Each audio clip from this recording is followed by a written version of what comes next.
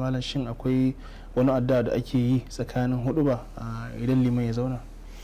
To lokacin da ake yin a cikin hadithin Jabir a cikin sahih Muslim ya zo cewa a lokacin da Allah yake karban sa'ar da ake ijaba a ita ranar Juma'a daga lokacin da liman ya hau minbari ne har a gama sallar Juma'a.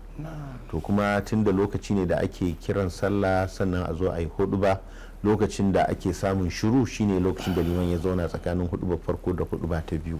To kuma tun da wannan lokaci yana cikin lokacin wannan sa'ar da Allah yake karban addu'a kamar da ya zo a wannan hadisi na sahih Muslim, saboda haka mutum zai yi addu'a a wannan lokacin, babu laifi yayi, babu wata addu'a kayyadadda wadda aka yi, sai dai kamar yadda lokaci ne wanda manzon Allah sallallahu alaihi wasallam ya ce Allah yana karban addu'a, sai mutum ya zaɓi daga cikin bukatunsa wanda tafi komai tsanani, wanda yake dama ya tanada ya ce ya yi targetin lokacin, shikenan sai ya kaddamar a lokacin.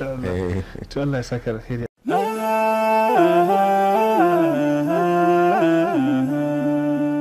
Haske mai ne ga gidan kowa Afirka TV. TV3 tafarkin rayuwa.